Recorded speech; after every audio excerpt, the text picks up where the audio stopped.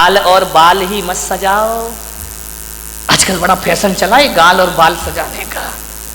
अच्छा नहीं, एक आया था मैं यहीं बैठा हूँ, एक लड़का, आजकल ऐसी फैशन ऐसी फैशन ऐसी फैशन, ऐसा फैशन चला है, वो बाल है ना इधर से गायब इधर से गायब है, 4 अंगुल इधर से गए 4 अंगुल इधर से गए, बीच में रखा हुआ है।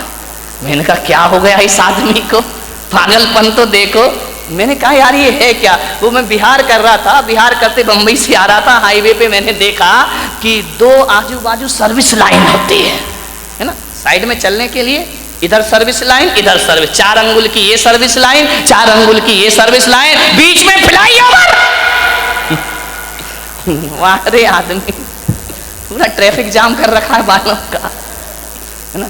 बाल और गाल कोई सुंदर मत बनाओ, बाल और गाल सुंदर होने से कुछ नहीं होता है। जुबान को सुंदर बनाओ, वाणी को सुंदर बनाओ, तो सारी दुनिया अपने प्रति आकर्षित हो जाया करती है। कभी विचार किया 1000 लीटर नींबू का रस, कितना 1000 लीटर नींबू का रस यदि इस पंडाल में लाके रख दिया जाए, एक भी चींटी उसकी तरफ आकर्षित नहीं होगी।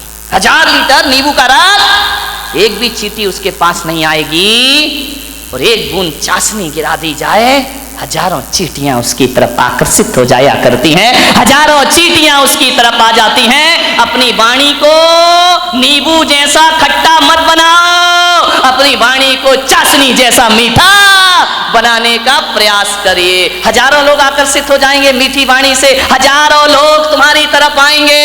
वाणी में मिठास होना। खट्टा नींबू क्या दशा होती मालूम नींबू की, बेचारा बाजार से आता है, यूं यूं दबाया जाता है, दबाने के बाद उसे चाकू से काट दिया जाता है, 2 टुकड़े कर दिए जाते हैं, फिर निचोड़ा जाता है, और निचोड़ने के बाद सड़कों पर फेंक दिया। खट्टे लोगों की यही स्थिति होगी, ध्यान रखना। निचोड़े जाओगे, सड़कों पर फेंके जाओगे, सैकड़ों लोग तुम्हारे ऊपर लाते रख के निकल जाएंगे। ध्यान, चाशनी बनो, मीठे बनो, वाणी में वीणा की झनकार होना चाहिए, लेकिन आज वीणा की झनकार नहीं, वाणी में बाण बसे हुए हैं। ध्यान रखना। एक महाभारत का युद्ध हुआ इस देश में, एक बात याद रखना, ये महाभारत द्रौपदी के चीरहरण से नहीं हुआ है, ये महाभारत जुए में हार जाने से भी नहीं हुआ है। ध्यान रखिए, ये महाभारत शकुनी के पासे बदलने से भी नहीं हुआ है। ये महाभारत इस देश में यदि हुआ है तो ध्यान रखना, दुर्योधन के कारण भी नहीं हुआ है। ये महाभारत इस देश में यदि हुआ है तो द्रौपदी के कारण इस देश में महाभारत की रचना हुआ करती है। मान्यवर आप विचार करिए, जब पांडवों को खंडप्रस्थ दिया गया कि जाओ पांडु पुत्र, धृतराष्ट्र ने कहा खंडप्रस्थ तुम्हें दिया जाता है, पूरा हस्तिनापुर दुर्योधन को दिया जाता है। ध्यान रखना, प्रस्ताव रखा, सुलह की बात हुई, दुर्योधन ने खंडप्रस्थ दे दिया, जहां ना पानी बरसता था ना जहां फसल होती थी, बंजर भूमि, जाओ वहां रहो। युधिष्ठिर ने कहा, अर्जुन ने कहा कोई बात नहीं, यदि हम में ताकत होगी तो खंडप्रस्थ को इंद्रप्रस्थ बना करके रख दिया जाएगा। ध्यान रखें, हौसले बुलंद होना चाहिए। खंडप्रस्थ दे दिया, जहां पर खंडरी खंडर है, बंजर भूमि है, 5 पांडवों ने पुरुषार्थ किया, मेहनत की, खंडप्रस्थ को इंद्रप्रस्थ में तब्दील कर दिया और इतना सुंदर बनाया। आज कितने भी बड़े आर्किटेक्ट हों, वो व्यवस्था नहीं ला सकते हैं। कैसे लोग थे, कैसी बुद्धि थी उनकी, बिना पढ़े लिखे भी इतना सब कुछ कर लिया करते थे। इतना सुंदर महल बनाया, पूरी दुनिया में चर्चा हुई कि युधिष्ठिर अर्जुन ने इतना सुंदर इंद्रप्रस्थ बनाया है, हजारों लोग देखने जा रहे हैं, बहुत खूबसूरत। दुर्योधन ने कहा कि मैं भी तो चल के देखूं। गया इंद्रप्रस्थ में, और जैसे ही इंद्रप्रस्थ पहुंचा दुर्योधन, इतना अद्भुत महल था, जो दिखता था वो होता नहीं था, और जो होता था वो दिखता। दुर्योधन ने अपनी धोती संभाली, उसे लगा कि यार यहाँ तो पानी पानी दिखाई दे रहा है, धोती संभाल करके चल रहा है, वहां तो पानी था ही नहीं, केवल दिखाई देता था। आगे देखा दुर्योधन ने, रंगोली बनी हुई है, चौक पूरे हुए, बहुत सुंदर है। अरे बोले यहाँ से तो आ गया, अब क्या धोती पकड़ना, अब क्या अपने को संभालना।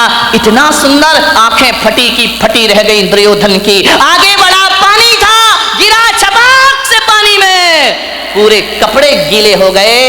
जोरदार अट्ठास हुआ झरोके से, बड़ी जोर से व्यंग की हंसी आई। उसने कहा देवर जी ये क्या हो गया। द्रौपदी की आवाज आई, गिर गए, अरे संभल के चलना सीखो देवर जी। पानी में गिरा हुआ दुर्योधन भीगा हुआ।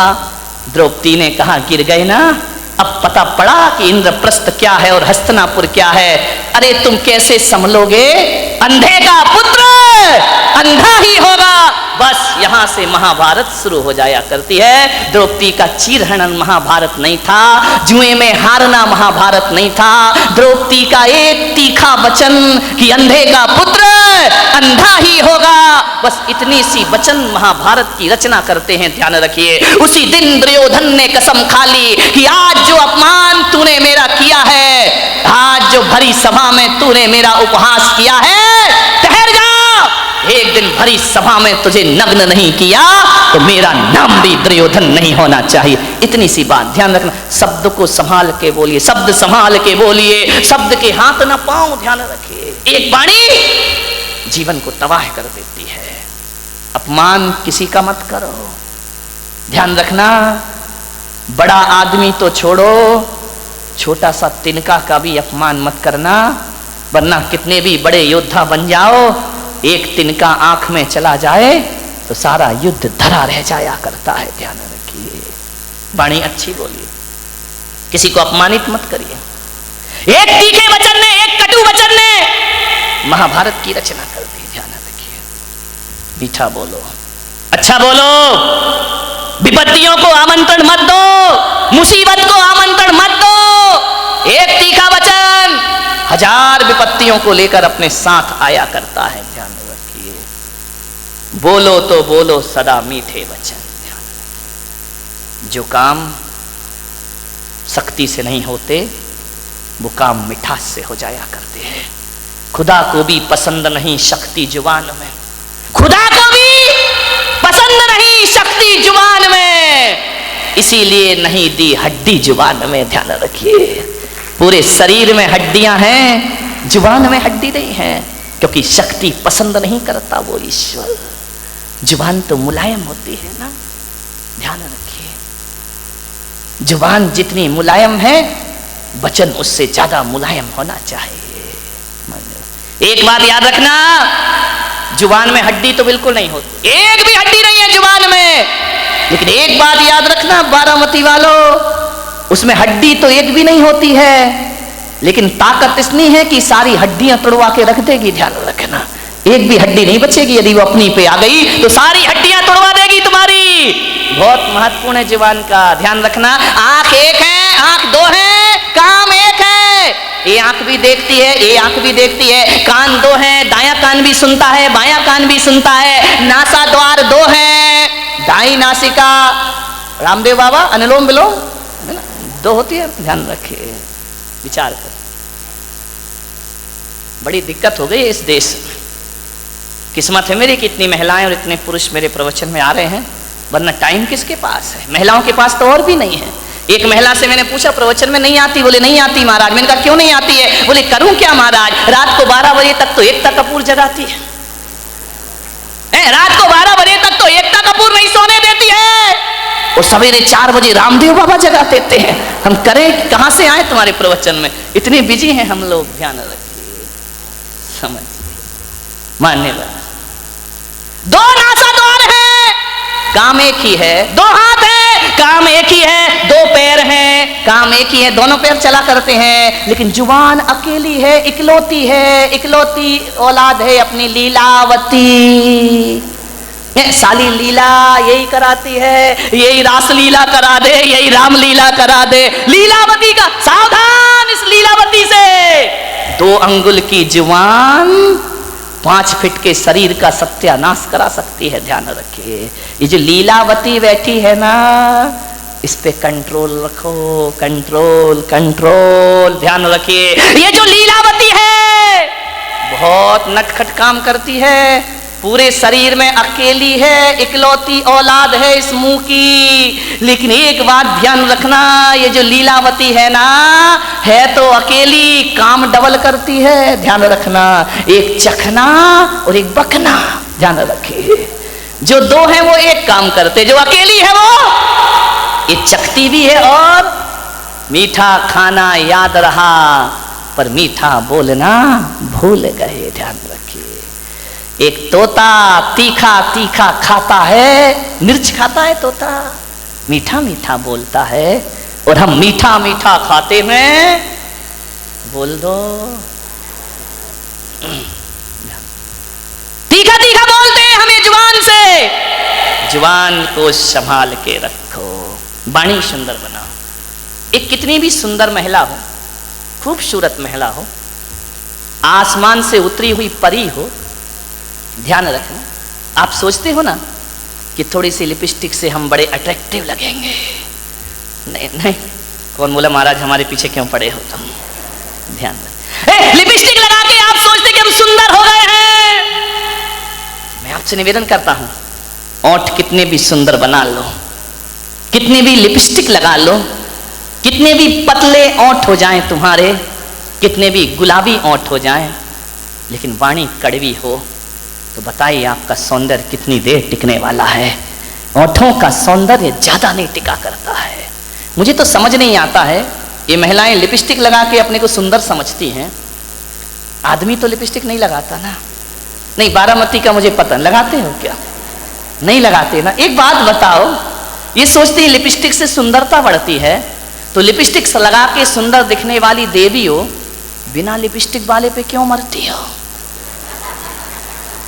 फैसला करो, फैसला।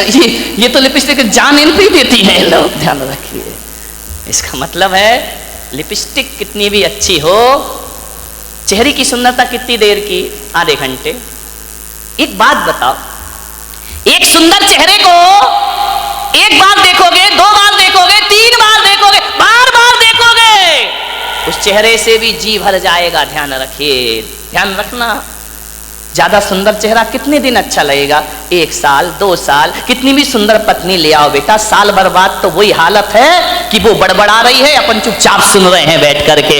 खाना खाएगी तभी बोलेगी। ध्यान रखना, ये आदमियों की जिंदगी इसी में, बेचारे हर थके हुए हारे हुए तो आते हैं दुकान से, वो जैसे ही आया और इनकी रामायण शुरू हो जाया करती है। देवरानी ने ये कहा, जिठानी ने वो कहा, तेरी अम्मा ने एक परसते भी जा रही है। महिलाओं से निवेदन है, जब पति घर में आए तो उसकी थाली में रोटी परोसो, रोटी। दिन भर की किचकिच मत परोसो उसकी थाली में, वरना थाली फेंक करके इतना परेशान। उसी समय मैंने एक महिला से बोला, खाते समय क्यों बोलती हो? बोले खाते समय तो वो चुपचाप सुनता है, मुंह में रोटी रहती है, सुनते रहता है, अपन बोलते जाओ, देवी बोलते जा रही, बोलते जा रही, बोलते जा रही है, वो बेचारा खाते जा रहा, खाते जा रहा, क्या करे? इधर सुने या इधर सुने, खा रहा। ऐसी हालत है जैसे सड़क के किनारे भुट्टा सिकता है ना, भुट्टे नहीं सेकते रहते, वो एक हाथ से हवा करते जा रहा, भुट्टा सिकते जा रहा, हवा करते जा रहा, भुट्टा सिकते जा रहा, रोटी पटकते जा रही, भुट्टा सिकते जा रहा, सिकते जा रहा, सिक गया भुट्टा, क्या रोटी खाए बेचारा। ध्यान रखो, खाते समय तो कहा है कुत्ते को भी परेशान, ये तो फिर क्या बोली, इतनी तेज है बारामती की महिलाएं, इतनी तेज, इतनी तेज, इतनी तेज कि एक दिन 2 पति पत्नी बाजार गए, पति ने पत्नी से कहा, तू कहे फैशन है, तू कहे तो एक कुत्ता खरीद ले। पत्नी ने ऊपर से नीचे तक देखा, बोली क्या जरूरत है? बोली जब से तुम मिले हो। कौन बोला हर तमन्ना पूरी हो गई मेरी? ध्यान रखिए, मान्य। एक बच्चा रो रहा था, बहुत जोरों से रो रहा था, पत्नी ने कहा देख भी नहीं सकते हो, बच्चा रो रहा है, मैं खाना बना रही हूं। तो बोले पहले सुन तो ले, काय के लिए रो रहा है? अरे बोले जो भी रो रहा कर दो पूरा। बोले नहीं पहले सुन। बोले क्या? ये रो रहा है कि कि मुझे गधे पे बैठना है। तो पत्नी ने कहा कंधे पे बिठा के 3 चक्कर नहीं लगा सकते क्या? कुछ लोगों को घर जाके समझ में आएगा, ध्यान रखिए। एक बार यही दुर्घटना घट गई। एक बच्चे ने पूछा अपनी मम्मी से कि मम्मी, एल्बम देख रहा था शादी का, बोले पापा घोड़े पे बैठ के आ रहे हैं। बोले हाँ। बोले मम्मी एक बात बताओ, ये शादी में दूल्हा घोड़ी पर बैठ कर ही क्यों आता है, गधे पे बैठ के क्यों नहीं आता है? बोले बेटा एक गधा दूसरे गधे पे नहीं बैठ सकता है। ध्यान रखिए, मान मीठा बहुत मीठा बोलिए जिंदगी में, मीठी वाणी बोलिए, विचार करना है आपको, वाणी में मिठास भरो। लिपस्टिक से जीवन सुंदर नहीं होता है। लिपस्टिक की सुंदरता 1 दिन 2 दिन 3 दिन, साल भर बाद वो चेहरा बेकार लगने लगता है, ध्यान रखना। लेकिन यदि वाणी मीठी हुई ना तो मिलते समय भी अच्छा लगता है, और बिछुड़ जाओ तो मीठी वाणी की याद जब जब आती है तब तक सुख की अनुभूतियां प्रारंभ हो जाया करती हैं। मीठी वाणी तो वो होती है बिछड़ने के बाद भी आदमी को याद रहा करती है, ध्यान रखिए। मैंने बारामती में अभी ज्यादा घूमा नहीं हूं, उधर गया था पीछे। एक दिन इतने सुंदर मकान, मैंने कहा क्या गजब कर दिया भाई, मैं तो आया था गांव समझ के, लेकिन ये तो शहरों को भी पीछे कर रहा है, ध्यान रखिए। डाउट है तो ताली मत बजाओ, है ना। इतने सुंदर मकान, इतने सुंदर मकान, इतने खूबसूरत फर्नीचर लगा है मकानों में, विदेशी टाइल लगे हुए हैं, ध्यान रखना।